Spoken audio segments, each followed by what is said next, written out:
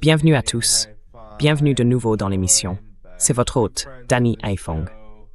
Je suis accompagné de deux amis de l'émission, Larry Johnson, ancien analyste de la CIA, aujourd'hui commentateur et analyste géopolitique, et Scott Ritter, ancien inspecteur des armements de l'ONU et officier du renseignement du Corps des Marines des États-Unis, auteur et analyste géopolitique.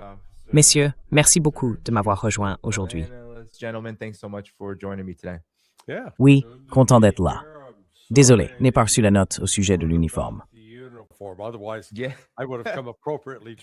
Sinon, je serais venu habillé en conséquence.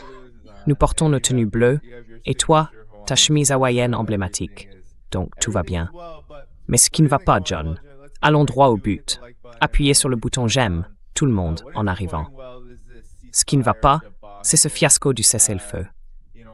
Le vice-ministre iranien des Affaires étrangères a déclaré qu'ils avaient retardé une riposte par missiles et drones contre Israël, car Israël bombarde le Liban, tuant plus de 200 personnes au cours des dernières 24 heures et blessant des milliers d'autres. L'Iran a indiqué que le Pakistan lui avait assuré que des médiateurs pakistanais parleraient à Trump et que Trump ferait en sorte, en substance, de freiner Israël.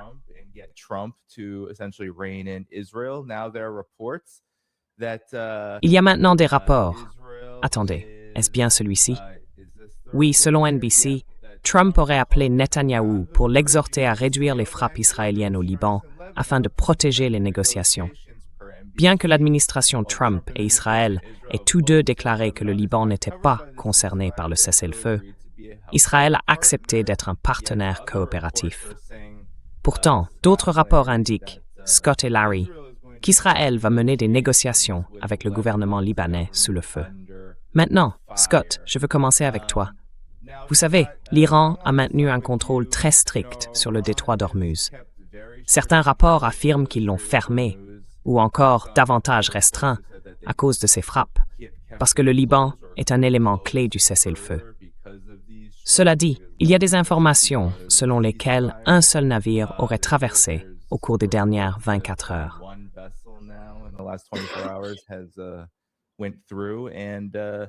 On a examiné la situation et ce cessez-le-feu est vraiment sur le fil du rasoir. Alors, commençons avec toi, Scott. Que se passe-t-il ici et comment devrions-nous comprendre la situation actuelle concernant le cessez-le-feu et la guerre?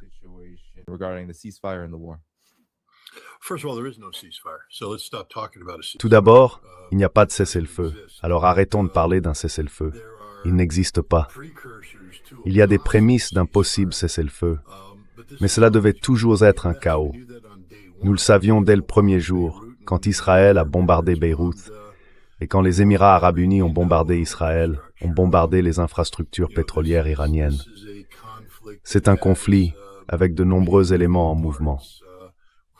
Nous avons également 31 districts militaires autonomes en Iran, dont certains ne communiquent peut-être pas efficacement avec le gouvernement iranien. Et comme ils sont autonomes, s'ils n'ont pas reçu l'ordre de cesser leurs activités, ils peuvent continuer à opérer. Donc cela devait toujours être un chaos. C'est aussi un chaos politique.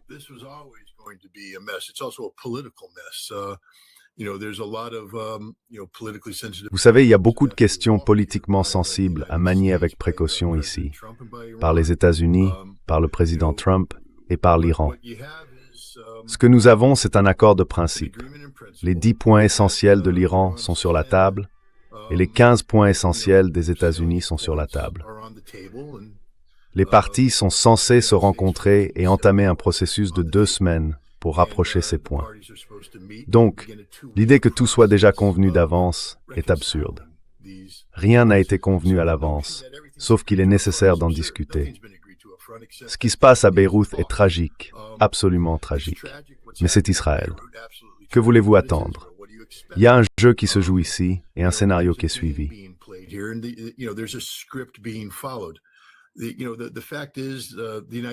Vous savez, le fait est que les États-Unis avaient accepté que le Liban fasse partie du cessez-le-feu.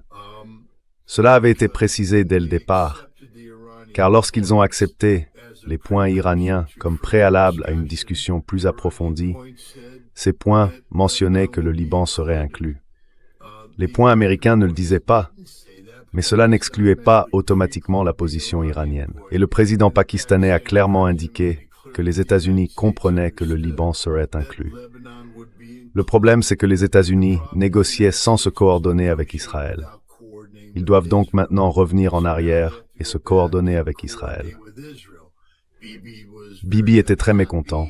Il a dit qu'il pouvait tolérer une discussion avec l'Iran, mais que le Liban est un cas particulier, que le Hezbollah pose un problème spécifique et qu'ils doivent, vous savez, continuer à faire ce qu'ils font.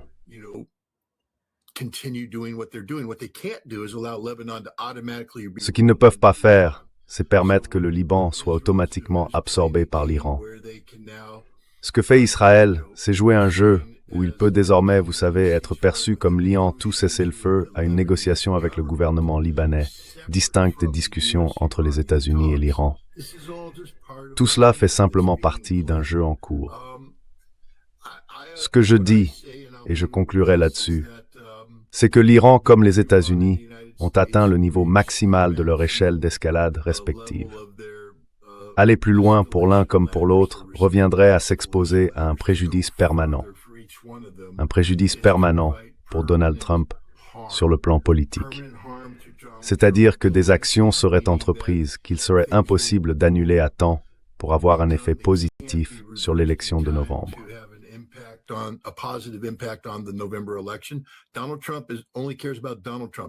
Donald Trump ne se soucie que de Donald Trump.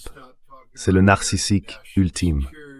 Nous devons arrêter de parler de la sécurité nationale américaine ou des objectifs de politique étrangère. Tout cela concerne l'héritage de Donald Trump.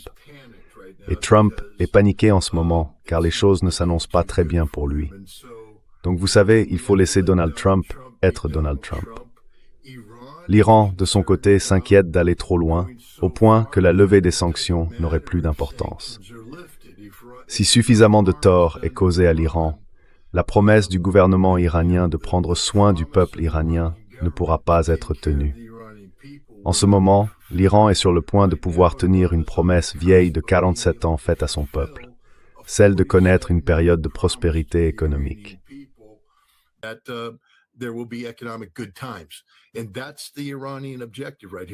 Et c'est bien là l'objectif iranien. Il y a d'autres éléments qui s'y mêlent. Vous savez, la question nucléaire relève de la fierté, non de la nécessité, donc l'Iran acceptera de négocier à ce sujet. Le détroit d'Ormuz, en revanche, touche à la survie, donc l'Iran ne renoncera pas à cela, mais il acceptera peut-être une forme de gestion conjointe. Il y a ici une grande marge de manœuvre. Mais ce qui est clair, du moins de mon point de vue, c'est qu'aucune des deux parties ne peut se permettre de poursuivre ce conflit. Il faut une résolution. Il va donc y avoir beaucoup de jeux politiques. Et malheureusement, ces jeux coûtent des vies, près de 300 Libanais. Mais il n'y a pas encore de cessez-le-feu, même si je suis très optimiste quant au fait qu'il y en aura un. Oui, Larry, qu'en penses-tu?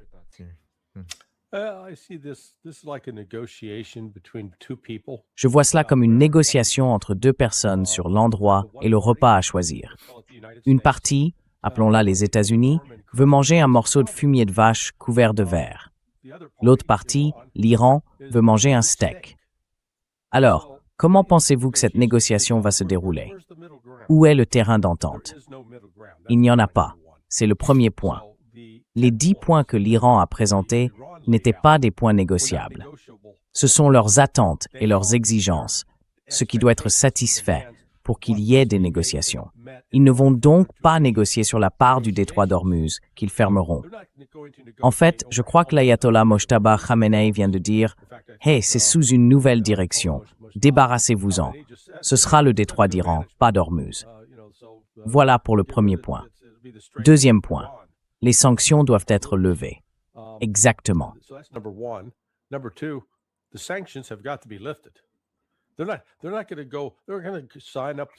Ils ne vont pas dire « Oui, nous allons signer un accord et promettre de lever les sanctions », comme ils l'ont fait avec le JCPOA. L'Iran est déjà passé par là. Ils ont signé cet accord en 2015, même sans les garanties de la Russie et de la Chine. Et puis tout à coup, l'Europe a dit « Eh bien, nous ne sommes pas encore sûrs. il faut que vous passiez par cette étape, que vous fassiez encore ceci. Ensuite, Trump déchire l'accord. Et malgré leur signature, malgré le respect des inspections et le fait d'avoir fait ce qu'on leur demandait dans le cadre de l'accord, ils n'ont strictement rien obtenu. Donc je pense qu'ils ont compris maintenant, non, ils ne vont pas promettre, tu vois, jurer sur l'honneur qu'ils le feront. Non, cela doit se produire avant qu'ils ne bougent sur quoi que ce soit d'autre.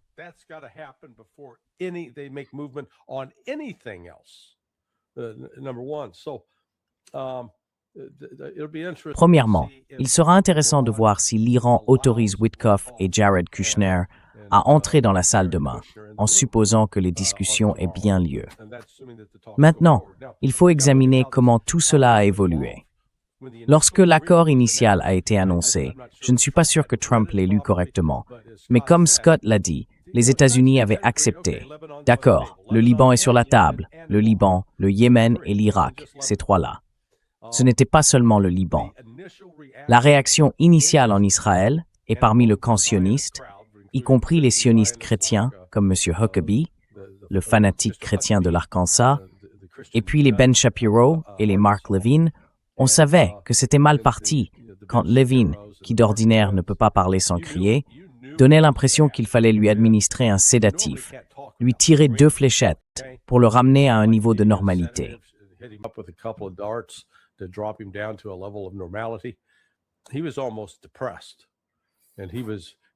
Il était presque déprimé, parlant d'une voix basse. Ça m'a tout de suite fait comprendre, oh là là, la tempête arrive. L'accord avait été conclu mardi soir, et entre mardi soir et mercredi matin, je pense que Trump a reçu plusieurs réprimandes et corrections verbales. Puis, tout à coup, il s'est mis à agir comme Butterfly McQueen dans Autant en emporte le vent. Je ne sais rien de tout ça, Miss Garland. Je ne sais rien du Liban. Non, non, non, nous n'avions pas convenu de ça. Et bon sang, ils doivent s'en débarrasser. Il faut ouvrir ce détroit maintenant. Ils revenaient donc sur tout ce qu'ils avaient accepté. C'était l'intervention. Et c'est pour cela qu'Israël a dit « Parfait, c'est notre chance ».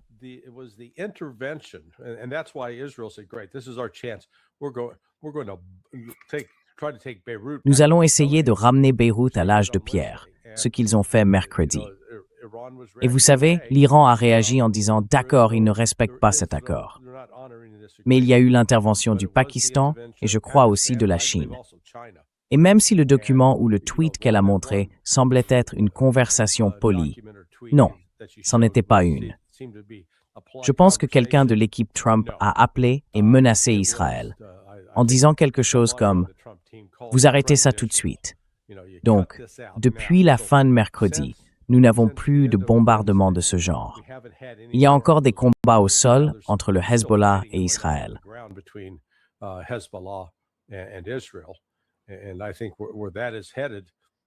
Et je pense que là où cela mène, c'est qu'Israël devra finalement retirer ses forces d'ici quelques semaines, probablement.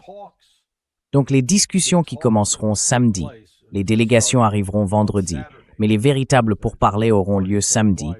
Nous verrons à quel point ils sont sérieux. Seront-ils en personne? Et par là, je veux dire, seront-ils assis dans la même pièce à se parler directement?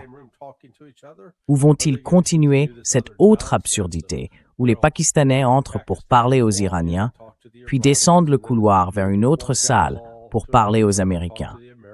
Vous savez, c'est ce qu'ils appellent une diplomatie arriérée. Et cela ne mènera à rien.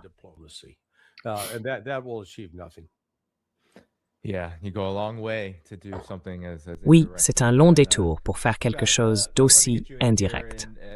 Scott, j'aimerais t'entendre ici, peut-être pour commenter les différentes positions que les deux camps ont adoptées au milieu de ces actions de mauvaise foi d'Israël et des États-Unis depuis l'annonce des négociations hier. Voici ce que Donald Trump a déclaré aujourd'hui, que les tirs vont reprendre, plus massifs, plus puissants et plus intenses que tout ce que l'on n'a jamais vu auparavant, si un véritable accord n'est pas conclu et respecté. Il y avait bien plus que cela, mais ne lisons pas tout ici. Et puis l'Iran affirme bien sûr que ces négociations risquent de s'effondrer si la question du Liban n'est pas résolue.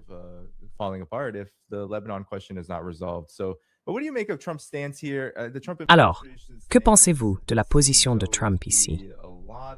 La position de l'administration Trump semble toujours être beaucoup de fanfaronnade. Parler de revenir en force et de tout détruire si l'Iran ne fait pas ce que les États-Unis exigent. L'Iran ne semble pas vouloir céder. Et Larry a mentionné la Chine. D'après ce que j'ai entendu, si la Chine s'est impliquée, c'est parce que, eh bien, que se passerait-il si les États-Unis mettaient à exécution leurs menaces d'il y a quelques jours et que l'Iran faisait ce qu'il a dit qu'il ferait en représailles, à savoir anéantir toute l'énergie du Golfe? Une grande partie de l'énergie mondiale serait détruite et cela nuirait à la Chine. Cela nuirait à l'économie mondiale tout entière. Mais quelles sont vos réactions face à ces évolutions?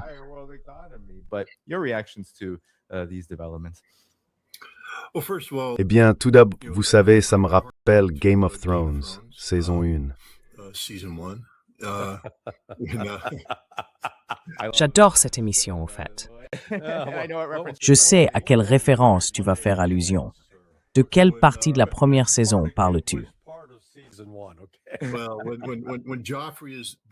Quand Joffrey devient le nouveau roi et que Tyrion le rabroue au conseil, Joffrey dit « Tu ne peux pas me parler comme ça, je suis le roi. » Et son grand-père répond « Tout homme qui doit dire qu'il est le roi n'est pas le roi. » C'est ainsi que je vois les publications de Donald Trump. Si tu dois t'asseoir là et dire « Les tirs vont commencer, on va vous botter les fesses », 40 jours après le début des tirs, et que tu ne leur as toujours pas botté les fesses. C'est du vent, du bluff vide. Écoutez, les États-Unis ont déjà épuisé la totalité de leurs soi-disant bonnes cibles. Il n'y a plus de bonnes cibles. Tout ce qui reste maintenant, c'est un crime de guerre flagrant. Nous savons que ce qui se passe en ce moment est un crime de guerre, une guerre d'agression illégale.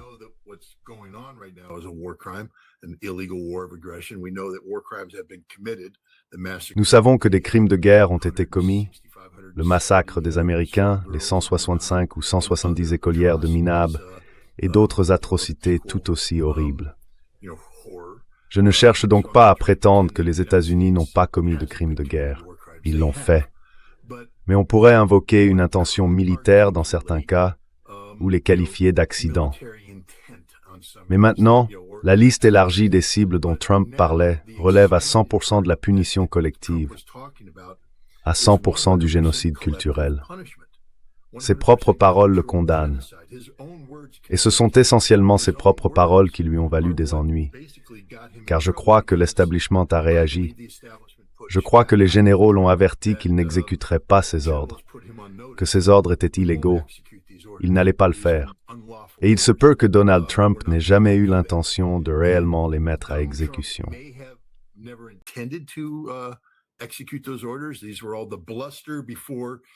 Tout cela n'était que du vent avant qu'il n'accepte quelque chose qui avait déjà été mis sur la table. C'est pourquoi je crois cela. Ces 10 points avaient été formulés par l'Iran bien avant que Donald Trump ne menace d'effacer la civilisation iranienne. Ce n'est donc pas comme si les Iraniens s'étaient dit « Oh mon Dieu, non, ils menacent de nous effacer, voici 10 points ». Les Iraniens avaient déjà rendu public ces 10 points. Zarif avait déjà publié son article dans Foreign Affairs. C'est donc Donald Trump qui s'impressionne lui-même, qui se parle à lui-même. Mais il n'y aura plus de tirs parce qu'il n'y a plus rien à viser. La guerre est terminée. Nous avons perdu. Il ne peut tout simplement pas l'admettre. Il n'y a plus rien que nous puissions faire.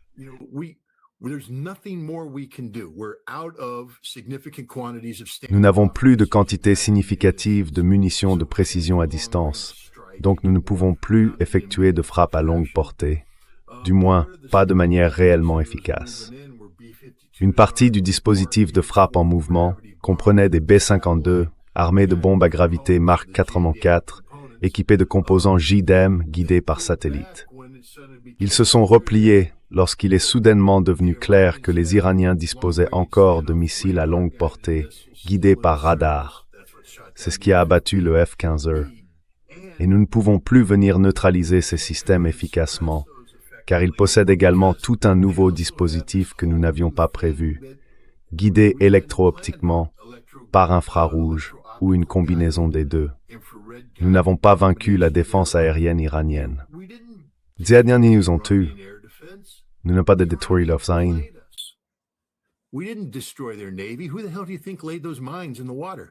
Qui diable crois-tu qui a posé ces mines dans l'eau? La marine iranienne. Et Pete, comment ça se présente pour toi, mon pote? Et je peux te garantir une chose, les avions iraniens voleront dans le ciel iranien, parce qu'ils n'ont pas été détruits non plus. Ils ont été entreposés. Les Iraniens ont encaissé notre attaque, encaissé le meilleur que nous avions, et maintenant ils sont passés à la phase 2, et nous ne savons pas comment y faire face. Nous avions deux options pour sauver la face. La première option était d'aller à Natanz, non, pas Natanz, Ispahan, et de procéder à la saisie. Je suis en train d'écrire quelque chose à ce sujet. Je ne veux pas, tu sais, m'éterniser, mais il y a plus dans cette mission qu'il n'y paraît, cette mission de sauvetage. C'est bien plus que cela. C'était une tentative de récupérer l'uranium, et elle a échoué. Échoué complètement. Une calamité du type Desert One.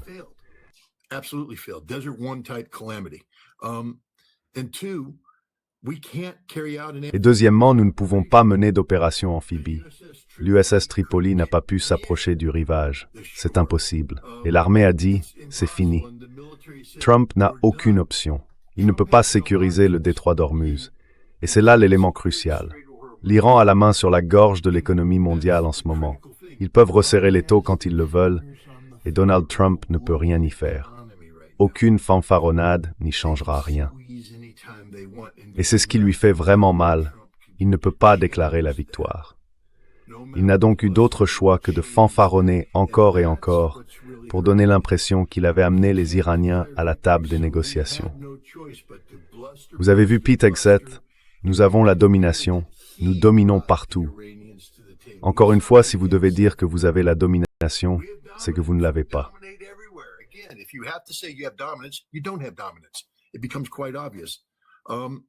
Cela devient assez évident.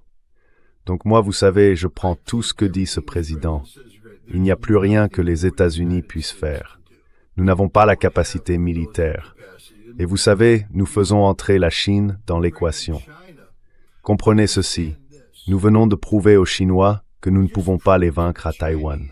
Je veux juste que tout le monde comprenne cela. Nous venons de prouver qu'il n'y a plus de doute. Nous ne pouvons rien faire contre la Chine. Le document sur la stratégie de sécurité nationale, publié en novembre de l'année dernière, disait que les États-Unis domineraient les Chinois en recherchant une supériorité militaire conventionnelle dans le Pacifique. Supériorité, cela signifie que nous sommes supérieurs. Nous ne sommes supérieurs à rien. Nous ne pouvons pas battre les Iraniens. Imaginez scorer contre Chinois à Taïwan. Rien. Nous ne pouvons pas sécuriser cette coin méridionale.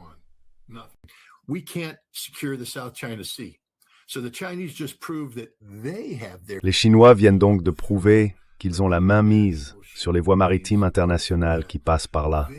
Ils contrôlent tout. C'est un véritable tournant. Les États-Unis doivent se replier et se réorganiser. Et c'est ce que nous faisons. Regardez ce que nous faisons en Europe. Je veux dire, je crois que nous retirons 100 000 soldats. C'est ce que Marco Rubio dit que nous allons probablement faire. Je pense que l'OTAN est morte parce que nous nous désengageons de l'Europe. Nous ne pouvons plus y rivaliser. C'est trop coûteux. Il faut 6 mois pour déployer une brigade blindée lourde. Autrefois, il nous fallait 10 jours pour déployer 300 000 soldats avec du matériel prépositionné. Cela n'existe plus. Les États-Unis sont littéralement un tigre de papier.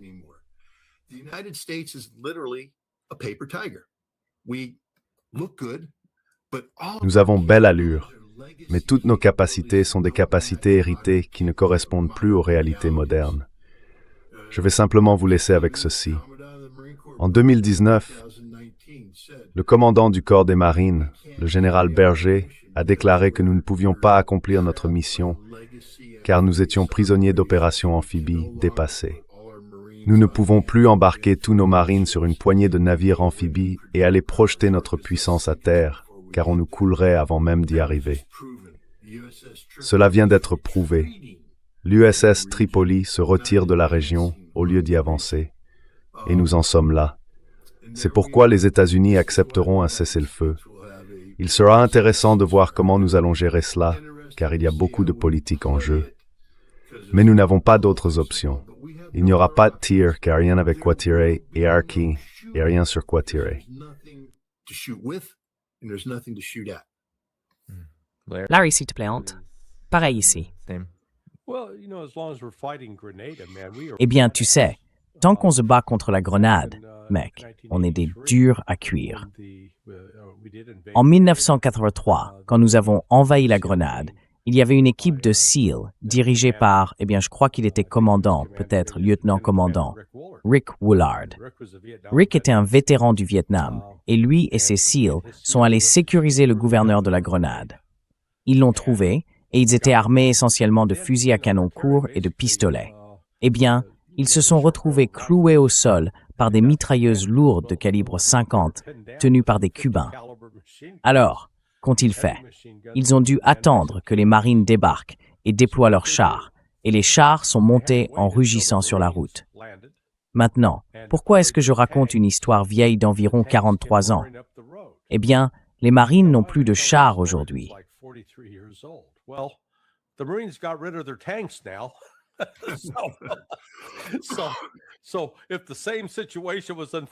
Donc, si la même situation se produisait aujourd'hui, Rick et ses copains seraient fichus, car les marines ne pourraient pas venir les secourir.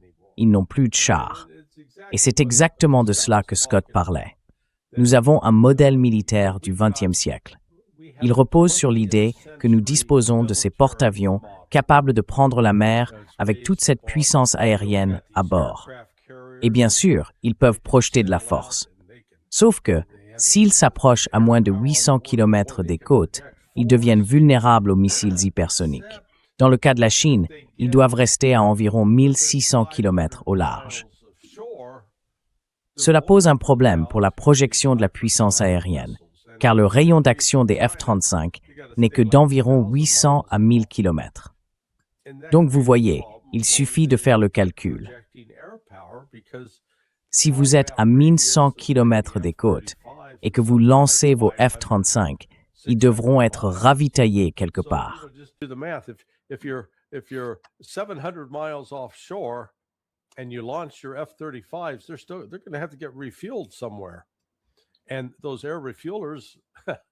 Et ces ravitailleurs aériens, ce sont des cibles assez faciles à abattre. Ils ne sont pas furtifs. Donc nous avons ce problème. La manière traditionnelle de projeter la puissance navale ne fonctionne plus. Cela a été mis en évidence en mer Rouge il y a environ 8 mois, lorsque nous avons tenté d'établir la liberté de navigation. Au moins, il y avait un objectif militaire très précis, et la marine américaine a échoué. Elle a été chassée de la mer Rouge par les Houthis, sauf que Donald Trump, fidèle à son style habituel, a proclamé qu'ils avaient capitulé.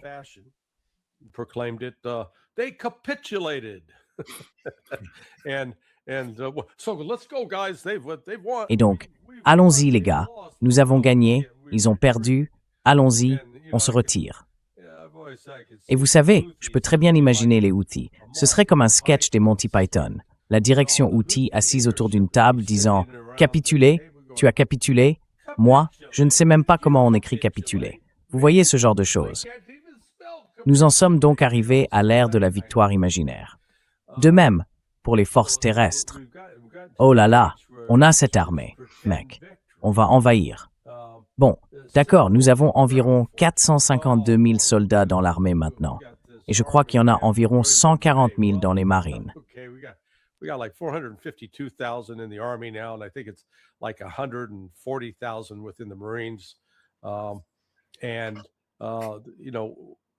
Et vous savez, cela n'a rien de comparable. Nous avions à peu près ce nombre total de soldats sur le terrain au Vietnam, au plus fort du conflit, en 1968-1969. Donc, nous ne pouvons pas déployer une armée de cette ampleur.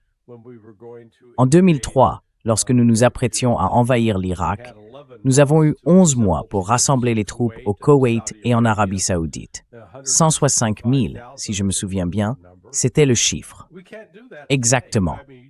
Nous ne pourrions pas faire cela aujourd'hui. Je veux dire, si on essayait maintenant, ils se feraient frapper par des missiles et des drones. Vous savez, comme Scott s'en souvient, à l'époque, on partait à la chasse aux Scud. Eh bien, les Scud, vous savez, d'une part, nous ne les avons jamais trouvés, et d'autre part, ils n'étaient pas très efficaces. Pas aujourd'hui. La combinaison des missiles et des drones rend cela complètement inefficace. Il ne nous reste donc que la puissance aérienne, et la puissance aérienne a ses limites.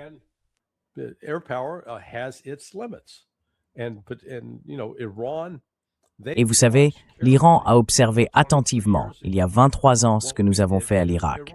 Et ils se sont dit, d'accord, nous ne pouvons pas garder tout ça à découvert indéfiniment. Non, ce n'est pas possible. Il faut aller sous terre. Et donc, ils ont déplacé une énorme partie de leurs véritables atouts militaires sous terre. Et nous, peu importe le nombre de bombes ou de bombes anti-bunkers que nous larguons, nous ne les atteignons pas. Cela soulève donc la question suivante. Comment définit-on la victoire? Eh bien d'accord, il faut avoir des objectifs. L'Iran n'a pas choisi cette situation, donc il n'a eu qu'un seul objectif, survivre, et forcer l'autre camp à venir chercher la négociation. C'est exactement ce qui s'est passé.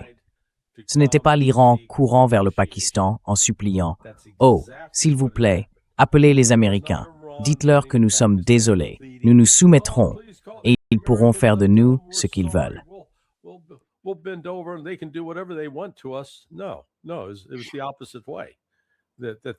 Non, non, c'était l'inverse. C'est les États-Unis qui suppliaient.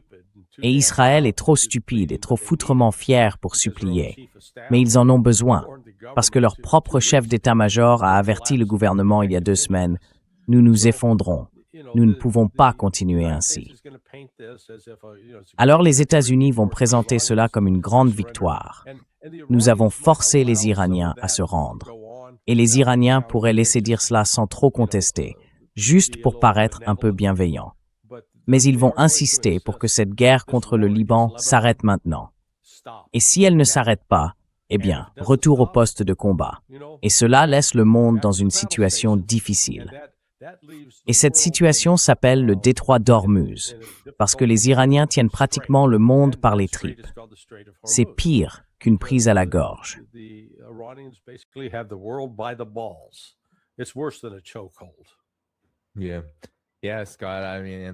Oui, oui, Scott. Enfin. Et Larry, tu sais, quand j'ai vu l'Iran déclarer publiquement que la raison pour laquelle il fallait une coordination navale pour tout navire traversant le détroit d'Ormuz, c'était parce qu'il y avait des mines posées là-bas, je me suis dit que si la marine et l'armée iranienne ne coordonnaient pas et n'escortaient pas, tu pourrais simplement faire boum. Donc c'était vraiment intéressant, surtout en ce moment. Mais oui.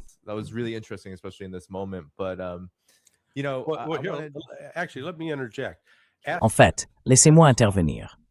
Demandez à Scott d'élaborer un plan de bataille pour reprendre le détroit d'Ormuz, car je veux qu'il explique à quel point cette opération est sacrément difficile, voire impossible. Oui, Scott, s'il te plaît. C'est une excellente question. Donc, si je veux prendre le détroit d'Ormuz, tout d'abord, il faudra passer par la Jordanie, car on ne peut pas débarquer 300 000 ou 400 000 soldats américains en Arabie Saoudite, aussi près de la Mecque et de Médine. Il faudra donc passer par la Jordanie, ce qui signifie qu'il faudra ensuite traverser l'Irak, et cela sera contesté. Dès le départ, nous aurons donc un combat préliminaire pour sécuriser les lignes de communication à travers l'Irak. Il faudra établir plusieurs centres logistiques en cours de route. Ce sera donc, eh bien, vous savez, ce sera une avancée contestée par des forces de résistance et attaquée par des drones et des missiles au fur et à mesure de la progression.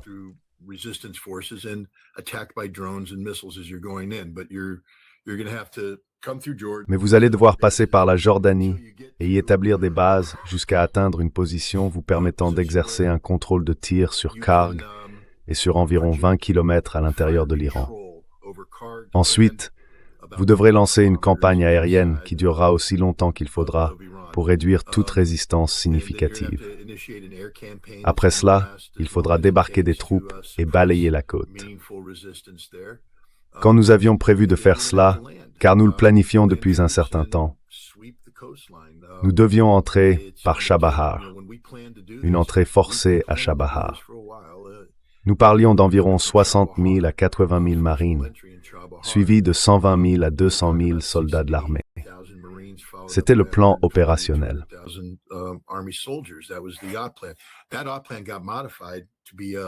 Ce plan opérationnel a été modifié pour devenir l'opération Bouclier du désert, Tempête du désert. Mais voici le nombre de troupes dont nous parlons. Donc dès le départ, nous devons défendre une longue ligne de communication. Il faut pratiquement doubler les effectifs. Il nous faudrait une défense aérienne que nous ne possédons même pas. Nous ne pouvons pas le faire. C'est ça le problème. Nous ne pouvons pas le faire. Nous n'en avons pas la capacité.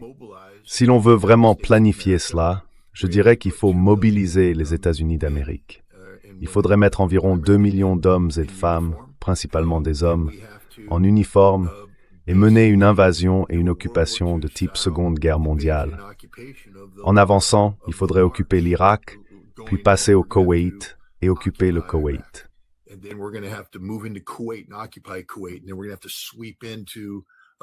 Et ensuite, il faudrait balayer jusqu'en Iran et progresser vers le sud. Et vous savez, on parle de millions de soldats pour faire cela. Et nous pourrions quand même ne pas gagner, car les lignes de communication sont trop fragiles. Les missiles iraniens feraient des ravages dans notre logistique. Donc il n'y a pas la moindre chance que l'armée américaine actuelle soit capable de sécuriser le détroit d'Ormuz. Zéro. Aucune capacité, aucune ressource. Mais nous le savions dès le départ. C'est ce qui rend la situation si frustrante. Et quand Donald Trump dit « Eh bien, nous ne l'avions pas anticipé », tout ce que nous avons fait, c'est anticiper. Nous l'avions vu venir. Quand j'étais inspecteur des armements en Irak, je travaillais souvent avec la 5e flotte.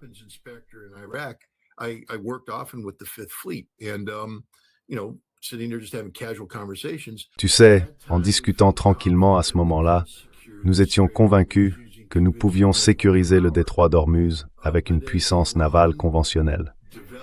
Mais à mesure que l'Iran développait ses missiles balistiques, il s'est amélioré encore et encore. La réalité, c'est que nous ne pouvons pas percer leur dispositif d'interdiction d'accès. Et donc, l'Iran contrôle le détroit d'Ormuz et il le contrôlera pour toujours. Il n'y a rien que nous puissions faire pour changer cette équation. Cela ne vaut même pas la peine d'essayer d'élaborer un plan, car il ne fonctionnerait pas. Cela ne ferait qu'entraîner d'énormes pertes du côté des États-Unis.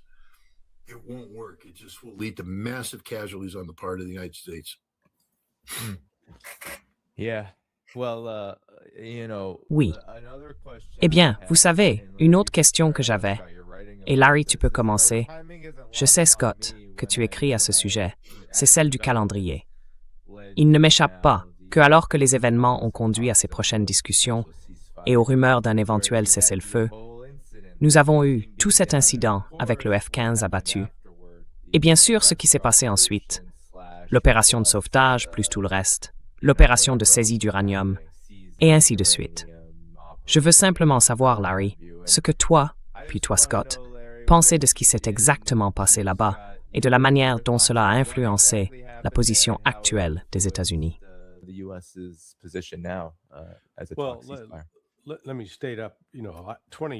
Eh bien, laissez-moi commencer.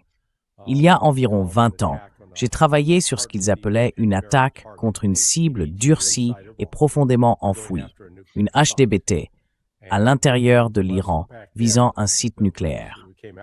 Et vous savez, la leçon que nous en avons tirée à l'époque était « ne le faites pas ». C'est trop coûteux, non pas en termes d'argent, mais en termes de vies humaines et de matériel. Je crois que l'ordre de déploiement a été donné vers le 1er mars, peut-être le 10 ou le 11 mars, car nous avons alors observé une augmentation des déploiements depuis toutes les bases des États-Unis qui soutiennent les forces d'opération spéciales américaines. On a vu de l'activité provenant de la base aérienne de Hunter, en Géorgie, où se trouve le 75e régiment de Rangers, ainsi qu'un élément de la Task Force 160, quittant la base aérienne de Pope.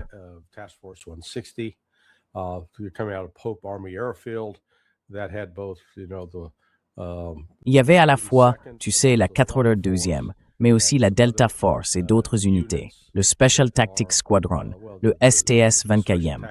Ce sont en quelque sorte les unités de parachutistes des opérations spéciales les plus réputées, les Para-Rescue Jumpers et les contrôleurs de combat. Ce sont eux qui partent sur le terrain pour récupérer les gens.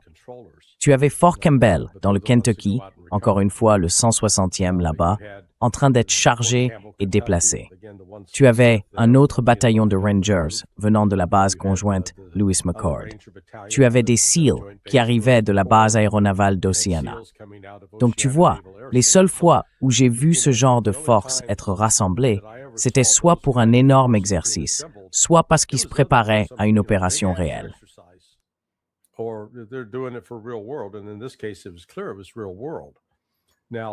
Et dans ce cas, il était clair qu'il s'agissait du monde réel. Donc, ils étaient prêts. Je ne sais pas s'ils allaient s'en prendre à Bashir, Ispahan ou Natanz, car Natanz se trouve, je crois, à environ 30 ou 40 000 au nord d'Ispahan, peut-être un peu plus loin. Ce que faisait ce F-15 dans la région, c'était, disons, une préparation du champ de bataille, ou une tentative de détruire certains actifs. Ce qui était inhabituel, c'est que l'officier principal de l'armement, assis à l'arrière, un poste normalement occupé par un lieutenant ou un capitaine, était un colonel à part entière, le commandant en second de l'escadre des forces américaines à la base aérienne Muwafaq Salti, là en Jordanie.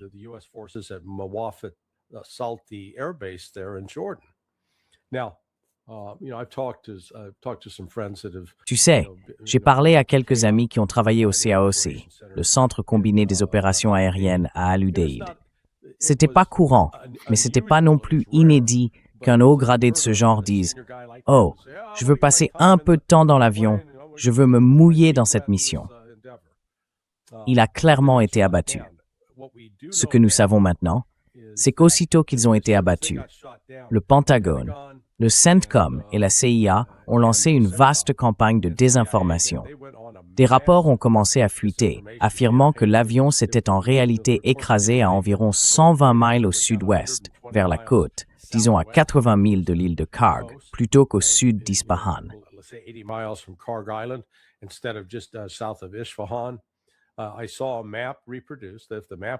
J'ai vu une carte reproduite qui, si elle était exacte, montrait que le colonel, après s'être éjecté de l'avion, se trouvait à un carrefour, près d'un croisement de route, une autoroute nord-sud, la route 65, et qu'il avait atterri, disons, à 3 ou 4 000 de là. Il s'était probablement cassé la cheville. Il y avait aussi des rapports parlant d'une jambe cassée, mais il avait réussi à ramper à boiter sur environ 1 mille en montant la pente d'une montagne et à se cacher. Ensuite, la CIA a commencé à diffuser cette absurdité. Oh, nous l'avons trouvé grâce à son battement de cœur. Nous avons détecté son battement de cœur depuis l'espace. Quelle foutaise, d'accord. Mais ils diffusaient cette histoire simplement pour dissimuler toute autre capacité qu'ils auraient pu utiliser pour réellement le localiser. Parce que la seule façon d'identifier quelqu'un par son battement de cœur, quoi, on va enregistrer son battement de cœur, le numériser.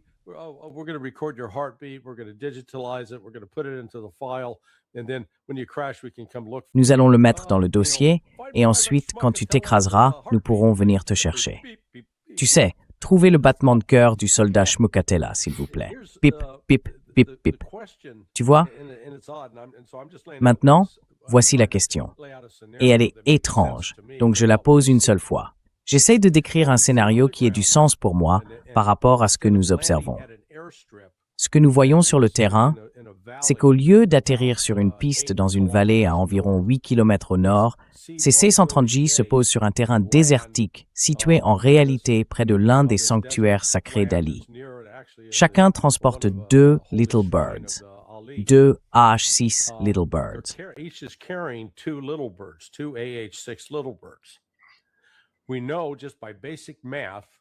Nous savons, simplement par un calcul de base, que si vous avez 2 C-130 chargés chacun de 2 hélicoptères AH-6, alors le nombre maximal de soldats que vous pouvez transporter sur chacun d'eux, en dehors de l'équipage de 3 personnes, est d'environ 15 personnes. C'est le maximum. Cela nous donne donc un total de 30 personnes. Et je me dis, comment répartir ces 15? Voulez-vous avoir les 2 pilotes nécessaires pour chaque Little Bird? Non. Si vous menez une mission de sauvetage, vous ne voulez que 2 pilotes pour un seul Little Bird sur chaque avion. Vous avez donc un total de 4 pilotes parmi les 30. Cela nous ramène à 26. Ensuite, combien de PJ voulez-vous? D'accord, encore une fois, je vais mettre 2 PJ sur un C-130 et 2 PJ sur l'autre.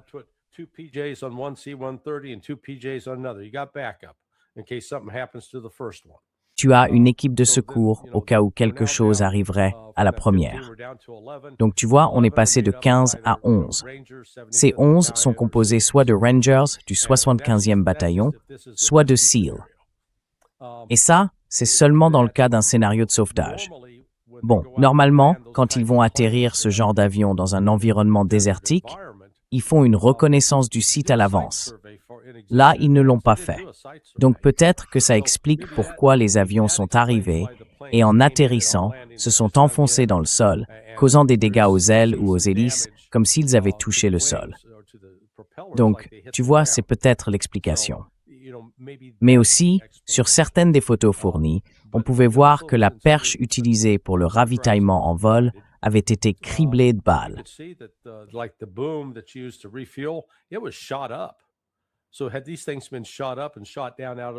Alors, est-ce que ces choses ont été abattues et sont tombées du ciel? C'est une possibilité.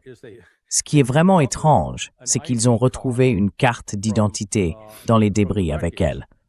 C'est une femme, apparemment une major. Elle s'appelle Amanda Ryder. Et elle avait sa carte American Express Platine. Ne partez jamais sans elle. Donc vous voyez, je ne pense pas que la mission elle-même ait vraiment eu lieu. Enfin, je pense que l'abattage de cet avion a entraîné l'annulation de la mission. Je crois que la raison pour laquelle ils avaient déjà ces Little Bird chargés dans les avions, c'est que cela faisait partie de l'opération prévue et qu'ils l'ont réaffecté. Mais bon, ce n'est que mon avis. Je serais curieux de savoir ce que Scott en pense. Oui, Scott, quelle édition? Je sais que tu écris à ce sujet.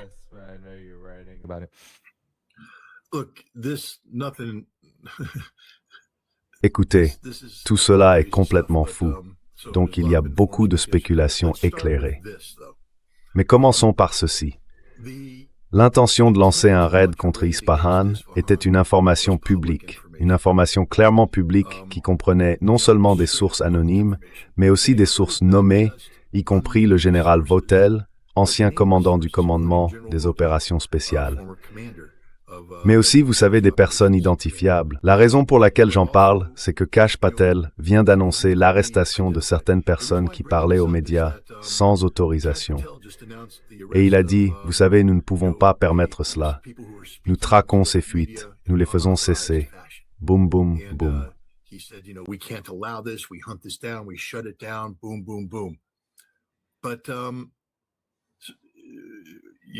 Mais il y a des gens qui parlent aux médias de ce grand raid en préparation. Et on parle de « ils vont atterrir, la 82e division aéroportée va parachuter une brigade, ils vont construire une piste d'atterrissage, n'est-ce pas? Ensuite, ils feront venir des avions avec du matériel de terrassement lourd et ils passeront des semaines, voire des mois, à creuser le tunnel sud d'Ispahan. Voilà le plan qui circule. C'est tellement absurde que ça en devient risible. Je veux dire, Larry, tu as participé à la planification de tout ça. Je peux te garantir, je parierais tout mon salaire, que ton plan ne prévoyait pas que les gens restent au sol plus de quelques heures. Ouais, tu entres et tu sors. Tu ne vas pas rester.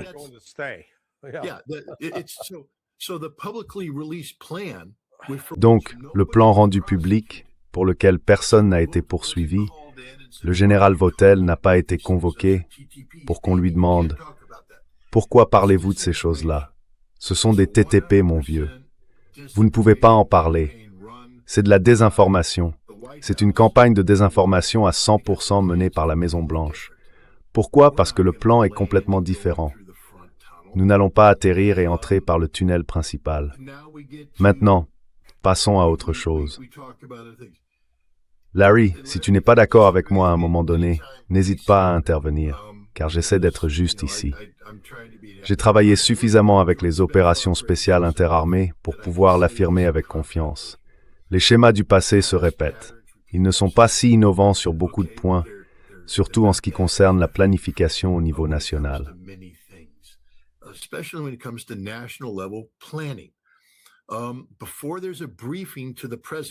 Avant qu'un compte-rendu ne soit présenté au président, des maquettes seront construites, des maquettes à l'échelle et des modèles grandeur nature, et des répétitions seront effectuées au cours desquelles ils passeront en revue chaque aspect de la mission. Sécuriser l'aérodrome, décharger les hélicoptères, voler jusqu'à un point avec un équipement spécial et exécuter la mission. Ils auront répété tout cela. Et nous savons même où ils l'ont fait, car cela aurait eu lieu sur le site d'essai du Nevada. J'ai eu une mission qui s'y est entraînée. Nous nous sommes également entraînés à proximité sur la base aérienne d'Edwards. Vous savez, c'est comme ça que ça fonctionne. D'ailleurs, c'est là que l'exercice de 2006 a eu lieu. Oui, ce ne sont que des schémas du passé qui se répètent. Je peux probablement même vous dire sur quel aérodrome ils ont atterri pour simuler la prise d'un aérodrome. C'est peut-être le même aérodrome qu'ils ont utilisé pour simuler la prise d'aérodrome de Desert One.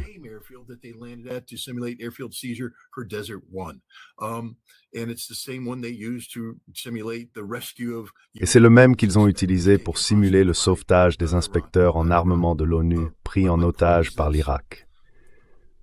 Mais voici mon point. Le président Trump a pris une décision à un moment donné en mars de lancer ce raid. Ils ont mené une campagne de désinformation pour détourner l'attention des Iraniens dans une direction. Atterrissage. Boum. Cela devait être une opération éclair. Ils allaient atterrir et nous pouvons encore une fois nous inspirer de Firdos. Ce que nous savons maintenant de Firdos, c'est qu'il y avait un conduit de ventilation. Lorsqu'on a ces installations souterraines profondes, il y a forcément des conduits de ventilation. Il doit y en avoir. C'est une exigence de sécurité. On ne peut pas fonctionner là-dessous sans eux. Et ce que la DARPA a fait, c'est étudier cela. Je ne sais plus comment ils l'appellent aujourd'hui. L'Agence nationale de renseignement géospatial. Agence nationale de géospatiale intelligence. Oui, ils ont inventé un nom sophistiqué. Agence de renseignement géospatial ou quelque chose comme ça. Ils font de la modélisation, ils s'occupent de tout. Ils étudient cette question depuis des années. Nous savons aussi que des inspecteurs de l'IAEA se sont rendus dans cette installation. Ils sont allés dans les tunnels. Ils ont fait un rapport à la CIA. Je vous le promets, je le sais de sources sûres. Ils ont été débriefés par la CIA et ils ont pris toutes les mesures. Ils savent où se trouvent les conduits de ventilation et ils ont construit des modèles. Et ils ont trouvé une vulnérabilité. Ils allaient atterrir, attaquer, descendre par cette faille, saisir ou détruire, puis filer de là au plus vite. C'était censé être une opération du genre rapide et efficace, parce que c'est ce qu'ils font. Vous avez entendu parler du sergent-chef Vining, la légende du déminage de la Delta Force.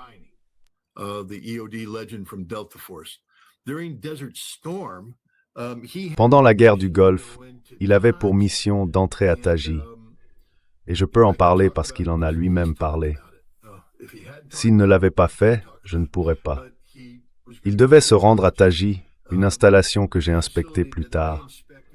C'était l'un de leurs grands centres de commandement des opérations sectorielles. Une immense dalle de béton abritant un centre de commandement à l'intérieur. Nous pensions que c'était là que l'Irak menait sa guerre des Scuds.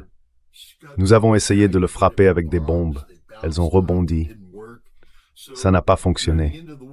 Alors, vers la fin de la guerre, il devait y aller avec l'équipe Delta. Les Rangers devaient sécuriser le site. Ils devaient y pénétrer de force, détruire le site et ressortir. C'était une mission éclair. Cela ne devait pas durer des jours, seulement quelques heures. Ils devaient le faire immédiatement. Et c'était tout simplement comme ça.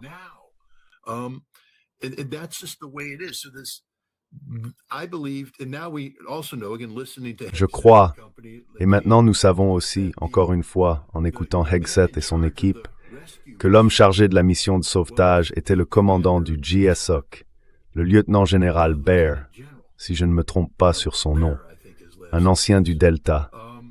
Les lieutenants généraux ne commandent pas des missions de sauvetage. Ils ne le font tout simplement pas. Il était le commandant d'une force opérationnelle spéciale conjointe qui agit indépendamment de l'autorité du commandement central et relève directement du président des États-Unis. Ces moyens ont été mobilisés dans le cadre de cette force opérationnelle spéciale conjointe et on leur a confié la mission de lancer le raid sur Ispahan. Maintenant, quand on regarde les chronologies disponibles ici, je partais du principe qu'ils avaient peut-être reçu un changement de mission, c'est-à-dire que sortir ce colonel de là était si important qu'ils ont dû tout laisser tomber pour y parvenir.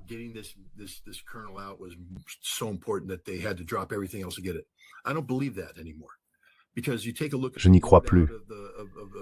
Parce que si tu regardes l'équipement de l'avion, je pense qu'il s'agissait d'une prise de contrôle d'aérodrome. Il y aurait eu des échelons de renforts qui devaient arriver ensuite, mais ils ont été rappelés parce que tout a mal tourné dès le départ.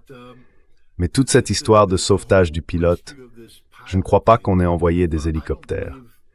Je ne pense pas que les Navy SEAL aient eu un contact avec le type. Je pense qu'il a été récupéré plus tôt ou quelque chose comme ça. Mais comme le président a dit qu'il n'y avait que 3 Little Birds, il a peut-être mal parlé, il a aussi mentionné un colis à bord contenant du matériel spécialisé, y compris des missiles antiaériens. Ça veut dire qu'on prend le contrôle d'un aérodrome. Encore une fois, on revient à Desert One.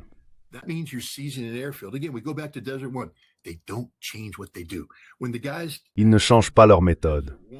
Quand les gars ont pris le contrôle de Desert One, cette piste d'atterrissage que Jim Carney avait préalablement reconnue, ils sont repartis avec des missiles solaires. C'était leur spécialité. Ils étaient là pour se protéger d'une éventuelle attaque aérienne. Cette équipe avait un équipement similaire, simplement avec du matériel de défense aérienne plus moderne. Ils disposaient aussi d'un équipement d'escalade spécialisé, du matériel d'alpinisme, comme l'a appelé le président. Mais ils ne grimpaient pas la montagne. Ils entraient dans la montagne en descendant par un puits. Tout cela se trouvait sur une palette qui aurait pu être retirée. 2 des 3 AH-6 ne sont pas sortis de l'appareil. Ils étaient encore à l'intérieur et ont été détruits lors de l'explosion. Un seul a réussi à s'en sortir.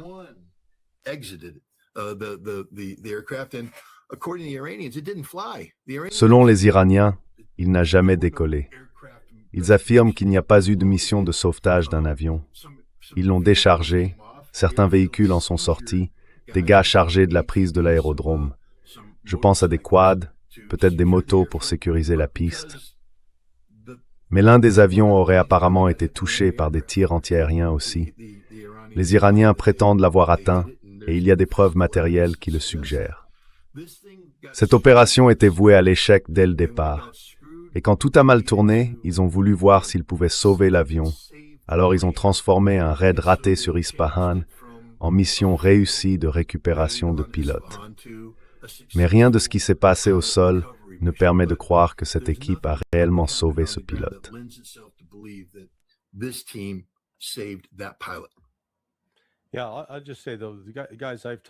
Ouais, je vais juste dire que les gars à qui j'ai parlé étaient vraiment mobilisés pour ce qu'on appelait une mission de récupération personnelle. Et, tu sais, tous ceux avec qui j'ai servi, le dernier décompte faisait état d'environ 153 exercices du GSOC pendant cette période de 23 ans à partir de 1994. Et c'était devenu une blague. À chaque mission, peu importe où elle se déroulait, il fallait toujours une prise d'aérodrome pour les Rangers. C'est ce qu'ils faisaient. C'est pour ça qu'on fait venir le 75e régiment de Rangers. Mais ce qui ne colle pas pour moi, c'est qu'il n'y avait que 2 C-130 sur place. Alors peut-être qu'il y en avait un autre impliqué qui s'est échappé. Ça pourrait avoir été les Rangers, parce que, souviens-toi, j'ai joué le rôle de l'ambassadeur des États-Unis en Algérie lors d'un exercice qui s'est déroulé à Jacksonville, en Floride, et qui simulait une équipe de la Delta Force venant lancer un assaut.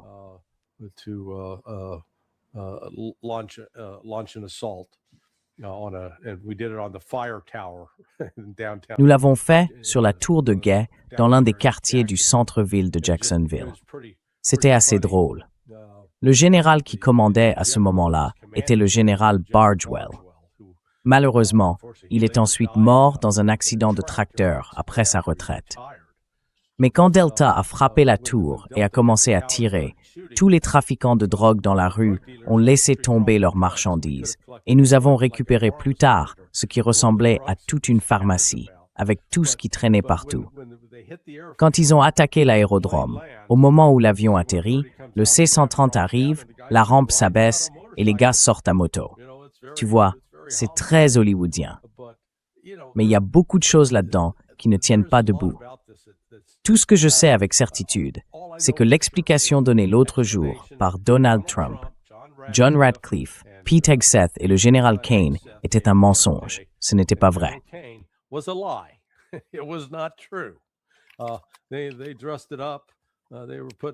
Ils ont maquillé la chose. Ils mettaient du rouge à lèvres au cochon et lui mettaient aussi une perruque. Mais c'était pas comme ils le disaient. Donc il y a juste, tu vois. Et écoute, j'avais encore mes habilitations et j'étais à l'intérieur quand l'opération Red Wings a eu lieu. Tu sais, celle qui est devenue le film Lone Survivor. Je voyais en temps réel ce qui se passait à ce moment-là. J'ai regardé en direct quand ils ont éliminé Ben Laden et avec Pat Tillman, toute l'affaire autour de la mort de Pat Tillman. Tout ce que j'ai vu constamment, c'est qu'ils ont tendance à mentir. Tu n'obtiens pas la vérité, tu obtiens un tas de mensonges.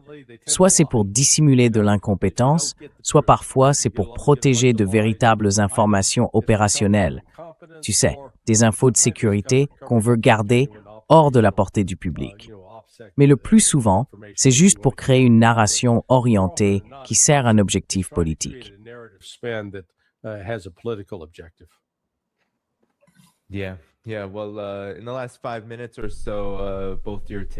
Oui. Oui. Eh bien, au cours des 5 dernières minutes environ, vos 2 points de vue sur cette question de savoir dans quelle mesure cet incident, ainsi que la situation plus large, car il y a maintenant davantage de rapports, par exemple, sur le Koweït et la catastrophe qui s'y est produite, laquelle a conduit aux frappes de drones menées par l'Iran, causant le plus grand nombre de pertes parmi les troupes américaines pendant la phase cinétique de ce conflit. Dans quelle mesure tout cela a-t-il conduit les États-Unis et Donald Trump à accepter de travailler en faveur d'un cessez-le-feu et à terme d'une fin à cette situation? Scott, à toi d'abord.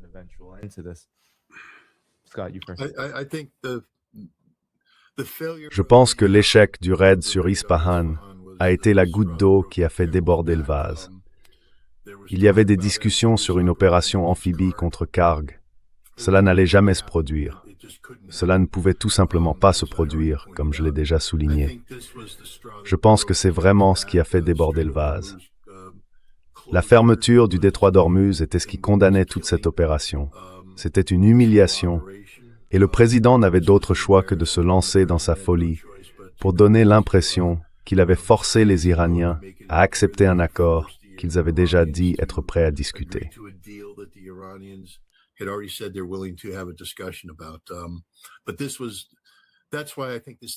Mais c'est pourquoi je pense que cette affaire mérite autant d'attention, parce que c'était ça. C'était le pari à haut risque que Trump allait tenter pour obtenir une victoire. Je ne pense pas qu'ils allaient récupérer le matériel nucléaire, parce que ce truc est tout simplement trop lourd et qu'il y en a trop. Je pense qu'ils y allaient pour le détruire. Et voilà. Bon, d'accord, Danny, je dois y aller maintenant, Larry? Oui, je viens de voir ce message. Ouais, Larry. Ouais, à plus tard, mec. Très bien, Larry. Tes derniers commentaires. Oui, non, je suis d'accord avec Scott là-dessus. Écoute, nous n'avons pas d'objectif militaire clair que nous puissions désigner comme ayant été atteint au cours de ces 7 semaines de guerre. Et tu sais, l'objectif de l'Iran est simple. Survivre. Ils ont survécu. Non seulement ils ont survécu, mais ils ont désormais pris le contrôle de l'économie mondiale. Ils ont compris qu'ils disposaient d'un levier économique qu'ils n'avaient pas auparavant, et ils ont fermé un certain nombre de bases militaires américaines cruciales dans tout le Golfe. Donc tu vois, de ce point de vue, l'Iran est en réalité maintenant dans une meilleure position pour soutenir le Hezbollah. Et ce que nous avons vu dans cette guerre, c'est une coordination étroite entre les deux. Il y a donc un accord possible, mais il se fera selon les conditions de l'Iran.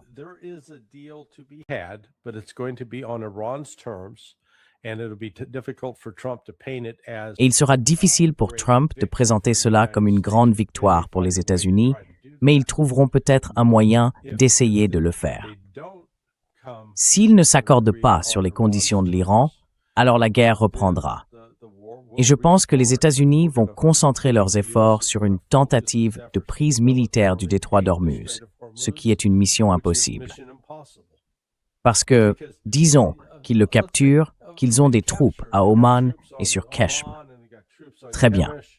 Mais ce que les compagnies d'assurance exigent, c'est qu'on ne peut pas faire naviguer des navires dans une zone où ils risquent d'être touchés par des missiles. Et tant que l'Iran disposera de missiles et de drones ayant la portée nécessaire pour atteindre le détroit d'Ormuz, celui-ci ne sera pas ouvert. C'est aussi simple que ça. Très bien, mon ami. Oui, je dois y aller aussi. Garland Nixon va m'en vouloir.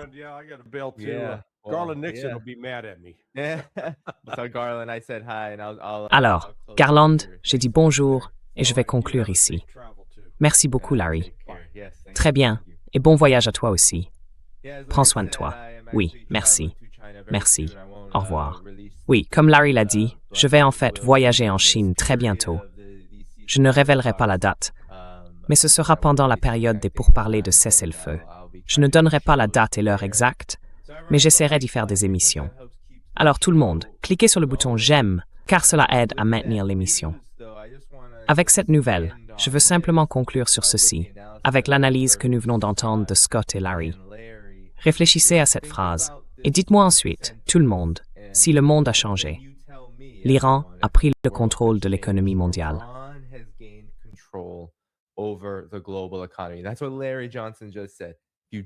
C'est exactement ce que Larry Johnson vient de dire. Répétez-le encore et encore. Et je pense que le message, c'est que le monde a changé. Et que la réalité du monde a changé de façon spectaculaire au cours des 5 ou 6 dernières semaines de cette guerre. Je pense que cela nous dit tout ce que nous devons savoir sur l'état actuel de l'équilibre des forces dans le domaine géopolitique, mais aussi, plus largement, sur l'ensemble de l'organisation politique et économique mondiale. C'est vraiment une défaite majeure pour les États-Unis, peut-être la plus grande depuis le Vietnam, voire pire. Nous devrons voir comment les choses évolueront, car c'est cela qui déterminera précisément à quoi cela ressemblera.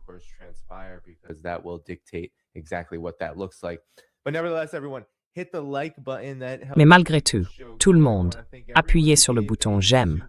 Cela aide à maintenir l'émission. Je tiens à remercier tous ceux qui ont fait un super chat aujourd'hui. C'était très apprécié. Je vais en afficher quelques-uns tout de suite. Pourquoi n'ont-ils pas répondu aux États-Unis lorsqu'ils les ont bombardés à la fin de la guerre de 12 jours? Ravi de te rencontrer, Scott. C'est une bonne question. Tu sais, mon opinion à ce sujet, c'est que ce que les États-Unis ont fait pendant ces soi-disant bombardements, les bombardiers B-2 survolant les installations nucléaires, je dois dire que cela a dû être coordonné et les dégâts n'étaient pas significatifs. Et je pense que c'est pour cela que j'étais d'accord.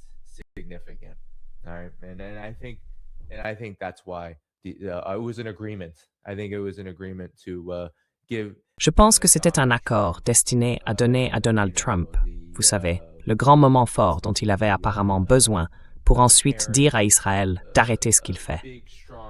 Le commentateur a dit que les États-Unis avaient travaillé avec Israël pour frapper. Travailler avec Israël pour frapper Israël. Oui, je pense que vous voulez dire pour frapper soit l'Iran, soit le Liban. Mais malgré tout, oui, les États-Unis travaillent toujours avec Israël. On ne peut pas dire que ce n'est pas le cas. Ça l'est toujours. Quoi qu'Israël fasse, les États-Unis le font aussi. Merci Danny pour ton travail et pour avoir invité les meilleurs analystes. Merci beaucoup pour ce super chat généreux. Ici, nous avons... tu devrais te lancer en politique sur la Danny Foundation of Black America. Merci à toi.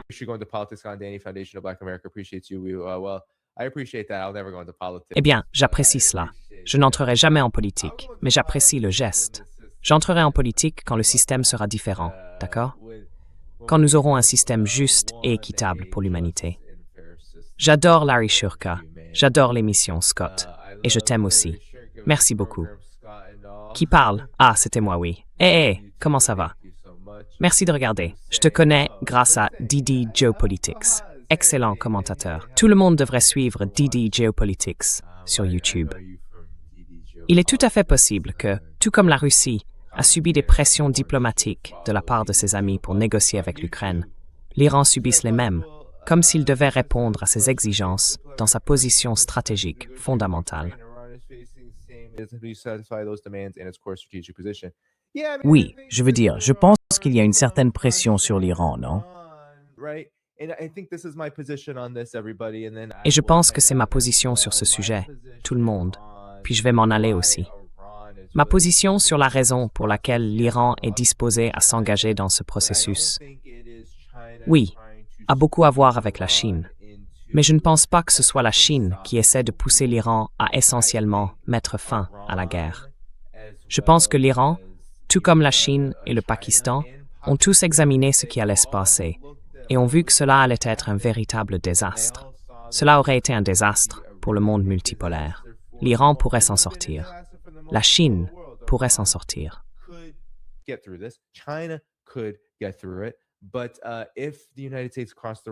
Mais si les États-Unis franchissaient la ligne rouge et commençaient à bombarder les infrastructures énergétiques, les ponts, tout cela, à grande échelle, ou du moins à une échelle aussi grande qu'ils le pourraient, même s'ils ne le faisaient qu'une seule fois, tu sais, juste un peu, alors l'Iran serait contraint de frapper très fort. Les Émirats arabes unis, l'Arabie saoudite, le Qatar, l'énergie des pays du Golfe, éteindre leur lumière et peut-être rendre les dégâts irréparables. Cela aurait été vraiment difficile pour le Pakistan et la Chine, qui entretiennent là-bas des relations très étroites, économiquement sur le long terme, car il s'agirait de dommages durables.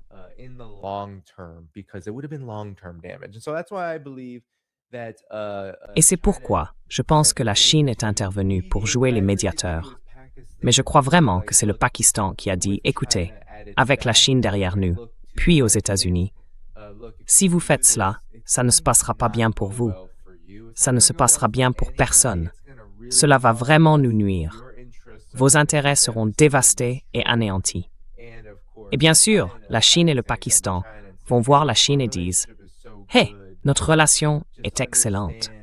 Comprenez simplement que si nous ne parvenons pas à arrêter cela, les conséquences de l'escalade seraient trop graves. » Donc je pense que c'est ce qui s'est passé. Enfin, bien sûr, je n'ai pas les détails.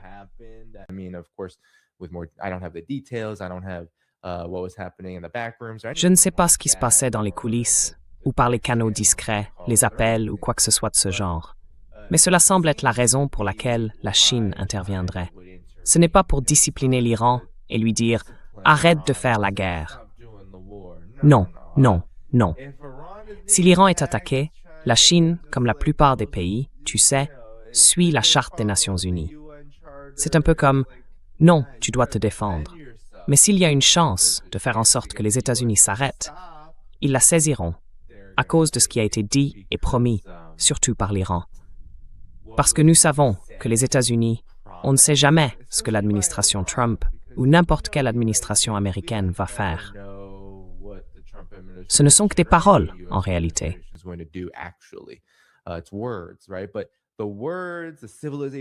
Exactement.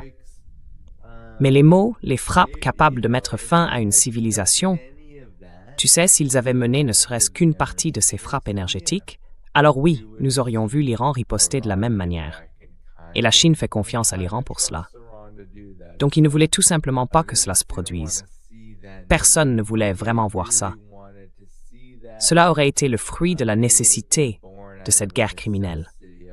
Et maintenant, nous arrivons à la conclusion que l'Iran contrôle une part majeure de l'économie mondiale et que les États-Unis ne peuvent rien y faire, ce qui est en réalité le grand échec final. Sans plus attendre, tout le monde, cliquez sur le bouton « J'aime ».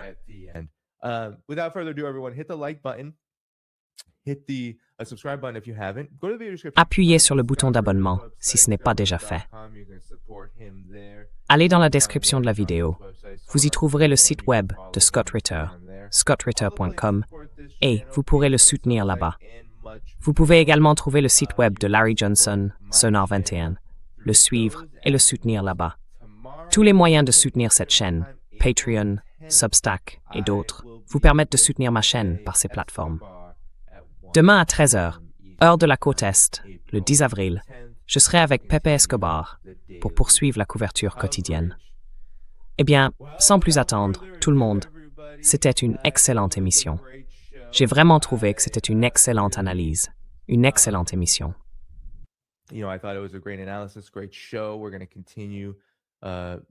Nous allons continuer à faire cela autant que possible, à mesure que la nouvelle phase de la guerre se poursuit et évolue. À tous ceux qui regardent encore, nous avons eu une grande audience, presque 30 000 personnes aujourd'hui, et il y en a encore 21 000 en ligne. Si vous m'entendez et que vous écoutez toujours, n'oubliez pas d'appuyer sur le bouton « J'aime », car si même la moitié d'entre vous qui ne l'ont pas encore fait le font, cela aidera cette diffusion à être mieux référencée par l'algorithme de YouTube. C'est pourquoi c'est très apprécié. On se retrouve demain à 13h, heure de l'Est, le 10 avril. D'ici là, au revoir. Bye.